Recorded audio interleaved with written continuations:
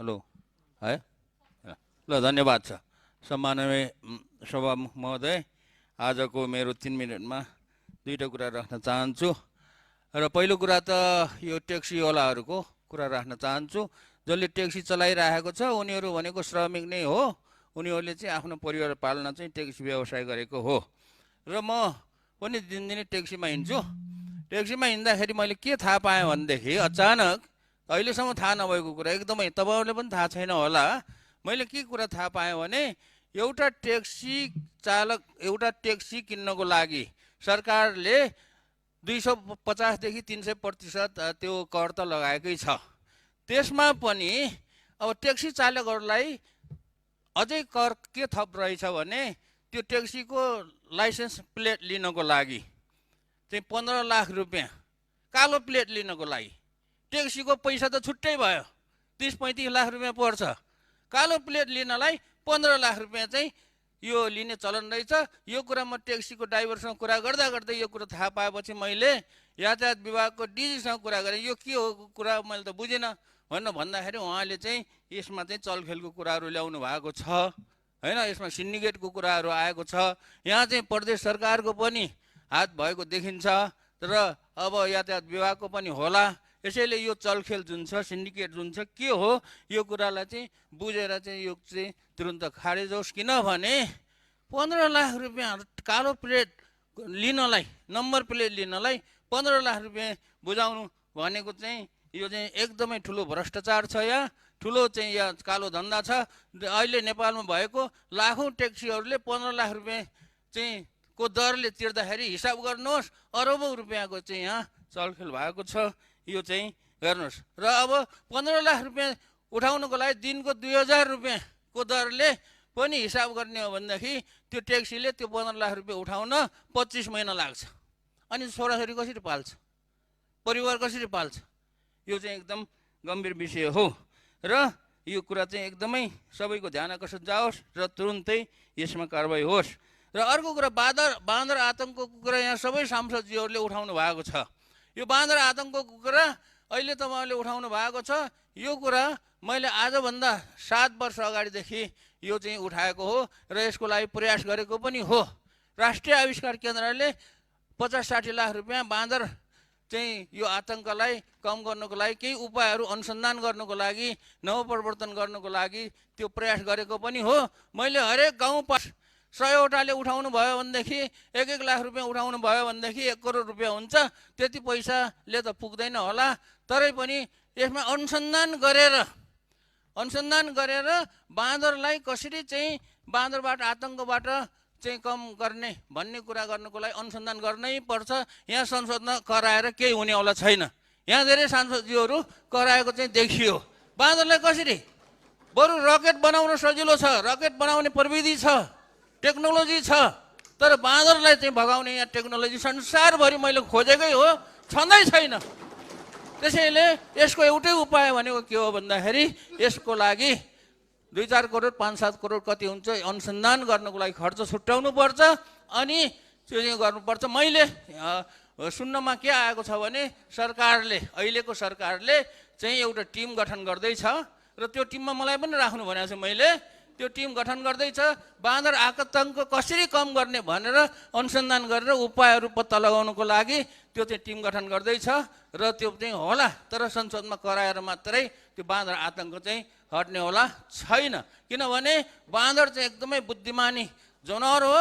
यसलाई चाहिँ अहिलेसम्म कोही पनि वैज्ञानिकले यो आतङ्क हटाउने अहिलेसम्म संसारमा कोही पनि वैज्ञानिकले यसको एउटा उपाय निकाल्न सकेको छैन। एउटा उपायले हुँदा पनि हुँदैन। यति कुरा चाहिँ म सबैको लागि ध्यान आकर्षण गर्न चाहन्छु। धन्यवाद। माननीय सदस्य दीपकराज बोहरा, समय 7 मिनट।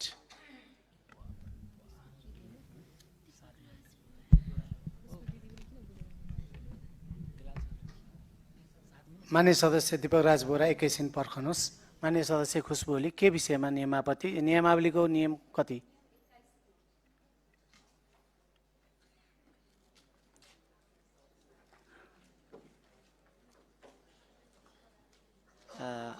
उहाँलाई माइक दिनुहोस्, 1 मिनटमा आफ्नो कुरा राख्नुहोस्। सम्मानीय सभामुख महोदय, जनावरहरूको जीवन रक्षाको लागि एकदमै सक्रिय रहने माननीय ज्यूहरू हामीले यहाँ देखेका छौँ। त्यो महत्त्वपूर्ण कुरा पनि हो।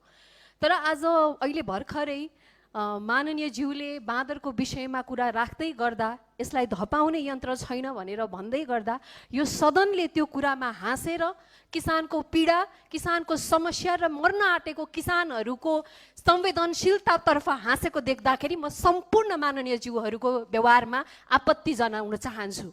किसानको हक अधिकार, मैले जसले हाँसेर आज अभिव्यक्ति दिइराख्नु भएको छ, यो अत्यन्तै संवेदनशील समस्या हो। आज हामीले बाँदर जनावरहरूको हक अधिकार रक्षाको लडाइँ गर्दै गर्दा त्यो समस्याले किसानहरूलाई मर्न बाध्य बनाइराखेको छ र त्यसको प्रत्यक्षदर्शी हामी छौँ। हामी नै आफ्नो घरबार छोडेर हिँड्नुपर्ने अवस्था काठमाडौँमा भइसक्यो। काठमाडौँ बाहिर गाउँका समस्याको त कुरै नगर्नुहोस्। जुन कृषिमा आधारित यो देशको मेरुदण्ड अर्थतन्त्र भनिन्छ, त्यो किसानको समस्यामा यो सदनमा हाँसो उठ्नु भन्ने कुरा चाहिँ अत्यन्तै दुःखद र गम्भीर छ। माननीय सदस्य दीपक राज बोहरा, समय 7 मिनट।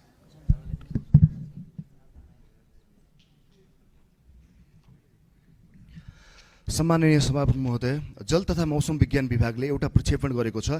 यही जेठ 18 गतेदेखि असोज 14 गतेसम्म मनसुन अवधिमा देशका अधिकांश ठाउँमा सरदरभन्दा कम वर्षा हुने सम्भावना बताएको छ। अधिकतम तापक्रम कम, औसतभन्दा बढी भनिएको छ। यसको अर्थ हो खेतमा पानी कम हुनेछ। सभामुख महोदय, धान रोपाइँ ढिला हुनेछ, कुलो सुक्नेछ, मुहान सुक्नेछ, तराईमा लु चल्नेछ, वनमा डढेलो लाग्नेछ र अन्त्यमा जनताको भान्सामा यसको प्रत्यक्ष असर पुग्नेछ। सभामुख महोदय, नेपालको कृषि अझै पनि आकाशे पानीकै भरमा टिकेको छ। हामीले धेरै कुरा आधुनिक बनायौँ भनेर गर्व गरिरहेका छौँ, तर किसान अझै आकाशतिर हेरेन बाध्य छन्। असार र साउन धान रोप्ने मुख्य समय हो। यही समयमा पानी नपरे खेत बाँझो हुन्छ, धान मकै लगायत बर्खे बालीको उत्पादन घट्छ। यसको सिधा असर देशको अर्थतन्त्रमा पर्छ। जिडिपी घट्छ।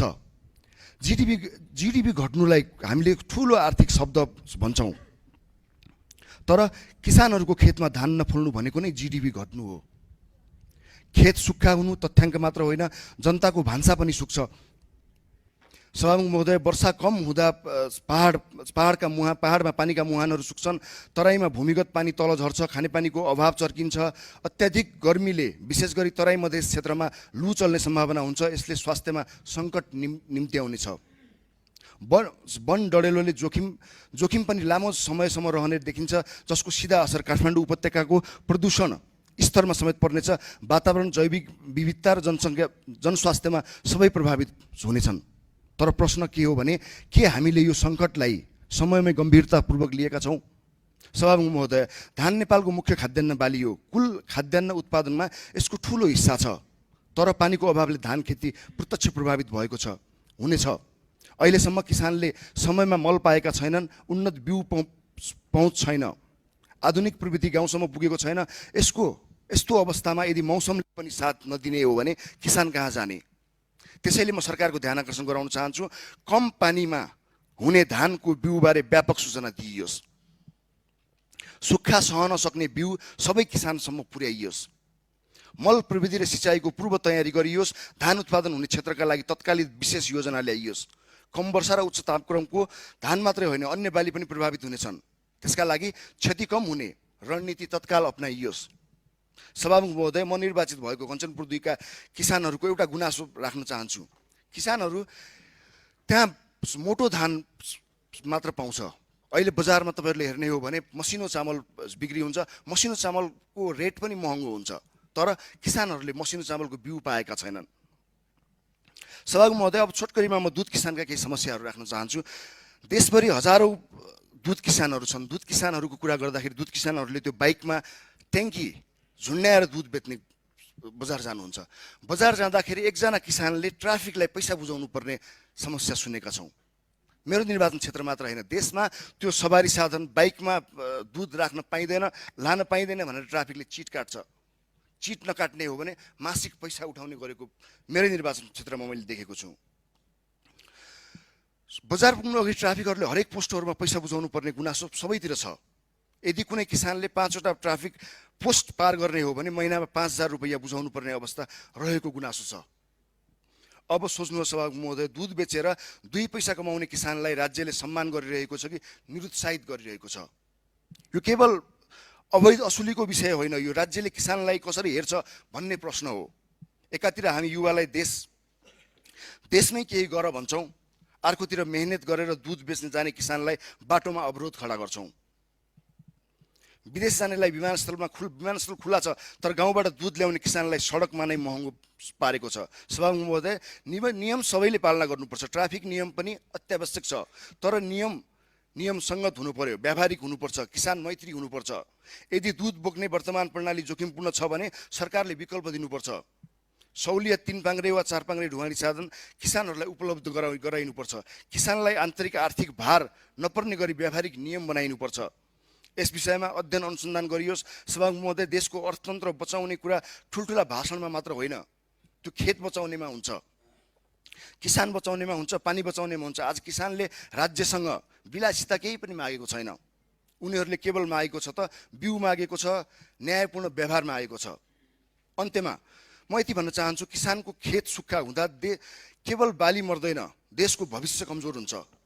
त्यसैले समयमा तयारी गरौँ।